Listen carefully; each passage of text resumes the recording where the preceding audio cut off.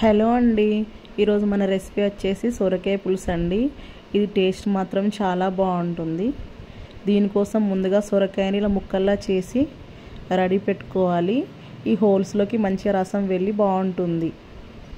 So oil heat అయిపోయిందండి. ఇందులో పోపు దినుసులు, ఆవాలు, జీలకర్ర, కొన్ని మెంతులండి. మెంతులు అనేవి టేస్ట్ బాగుంటుందన్నమాట పులుసుకి. ఇప్పుడు ఆనియన్స్ వేసుకొని కొద్దిగా ఫ్రై అవనివ్వాలి.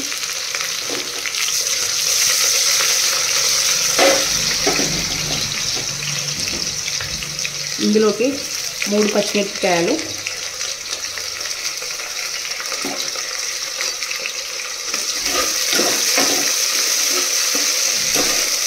ఇది మంచిగా ఫ్రై అవ్వాలన్నమాట. మెంతులు ఎందుకు వేసానంటే ఈ సొరకాయ దప్పడంకి మెంతులు ఎందుకు వేసానంటే సొరకాయ దప్పడంకి మెంతుల ఫ్లేవర్ చాలా బాగుంటుంది. సో మెంతుల ప్లేస్లో మనం మెంతి కూర కూడా వేసుకోవచ్చు అన్నమాట. ఇవన్నీ మంచిగా ఫ్రై అవ్వాలి. ఇప్పుడు ఇందులోకి ఎండుమిరపకాయలు 2-3 వేసేస్తాను. మంచిగా వేగాలండి. పులుసు మాత్రం చాలా రుచిగా ఉంటుందన్నమాట. రెగ్యులర్గా తినే మన సొరకాయ కర్రీ కన్నా సొరకాయ దప్పడంతో ఇంకో 2 ముద్దలు ఎక్కువనే తింటామన్నమాట. ఎందుకంటే టేస్ట్ అనేది చాలా బాగుంటుంది. ఇప్పుడు ఇందులోకి ఉల్లి ఆకులు మనం ముందుగానే కట్ చేసి పెట్టుకున్నాం కదా, ఉల్లికడలు వేసేసుకోవాలి. ఇది సీజన్లో ఉల్లికడలు దొరుకుతాయి కదండి. మనం రెగ్యులర్ కర్రీస్లో ఎందులో అయినా ఉల్లిఆకు అనేది వేసుకోవచ్చు. అంటే మంచి ఫ్లేవర్ ఉంటుంది, మన హెల్త్కి కూడా చాలా బాగా పనిచేస్తుంది అన్నమాట. ఆకుకూరలు అనేవి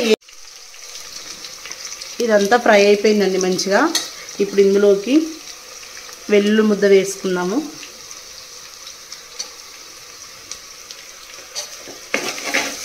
వెల్లుల్లి ముద్ద అనేది మంచి ఫ్లేవర్ ఉంటుంది కర్రీకి. ఇప్పుడు ఇందులోకి సొరకాయ ముక్కలు ముందుగా కట్ చేసి పెట్టుకుని వేసుకుందామండి. నేను పసుపు ఇప్పుడే వేయలేదు, కొంచెం సొరకాయ ముక్కలు మగ్గిన తర్వాత పసుపు వేస్తాను. అయితే పసుపు కొంచెం ముందే వేస్తే అడుగు పట్టేస్తుందండి. సో ముక్కలన్నీ వేసేసుకొని మంచిగా కలుపుకోవాలి. ఇది కాసేపు మగ్గనిద్దాం మూత పెట్టేసి. ఇదిలా బాగా కలుపుకున్న తర్వాత ఇది మంచిగా మగ్గనియాలి.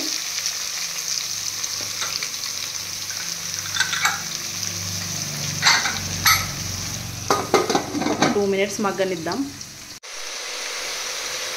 సొరకాయ ముక్కలు అనేవి ఇలా మగ్గిపోయాయండి. ఇప్పుడు ఇందులోకి పసుపు వేసుకుందాం. పసుపు వేసుకొని మంచిగా కలుపుకోవాలి. సొరకాయ అనేది మంచిగా మగ్గిపోయిన తర్వాతే కారము, సాల్ట్ వేసుకోవాలి మనము. ఇప్పుడు ఇందులోకి ఒక మీడియం సైజ్ టమాటా కట్ చేసి వేసుకుందాం. ఒక పెద్ద మీడియం సైజ్ టమాటా వేసుకుంటున్నాను. టమాటా అనేది కొంచెం మగ్గి తొక్క అనేది ఊడిపోయే వరకు మగ్గనివ్వాలి. ఇలా కలిపి మళ్ళీ కొద్దిసేపు సిమ్లో పెట్టుకుంటే, సిమ్లో ఏ కూర అయినా సరే సిమ్లో చేస్తే రుచి బాగుంటుందండి. ఇప్పుడు ముక్కలు మొత్తం ఇలా మగ్గిపోయాయండి. ఇంకా ఇప్పుడు ఇందులో కారము, సాల్ట్ వేసుకున్నాము. మీరు కారం అనేది అంటే మీ రుచికి తగ్గట్టుగా వేసుకోండి.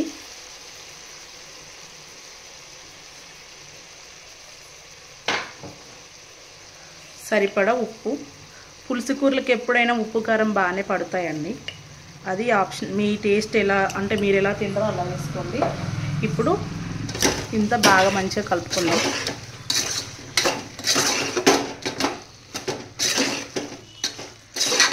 ఇప్పుడు ఇందులోకి చింతపండు రసం వేసుకుందాము.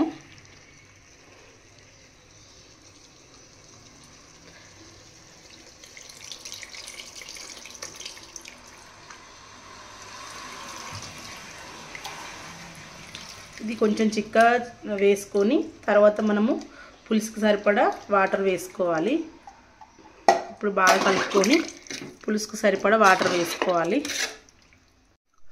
ఈ పులుసులోకి నేను సరిపడా వాటర్ వేసుకుంటున్నాను, సరిపోతుంది. ఈ పులుసులో మనము కొద్దిగా బెల్లం వేసుకోవాలండి.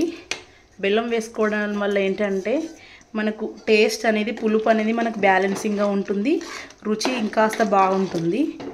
ఇప్పుడు మనము ఈ పులుసుని కుక్కర్ మూత పెట్టేసి విజిల్ పెట్టుకొని 2 విజిల్స్ రానివ్వాలి. 2 విజిల్స్ అయిపోయిందండి. చూసారుగా ఎలా దగ్గరికి వచ్చేసిందో 2 విజిల్స్ తర్వాత. ఇప్పుడు ఇందులో మనం కొత్తిమీర వేసేసుకొని దింపేసుకుంటే సరిపోతుంది. ఎంతో టేస్టీగా ఉండే సోరకాయ బెజ్జల పులుసు రెడీ అయిపోతుందండి. Thank you for watching.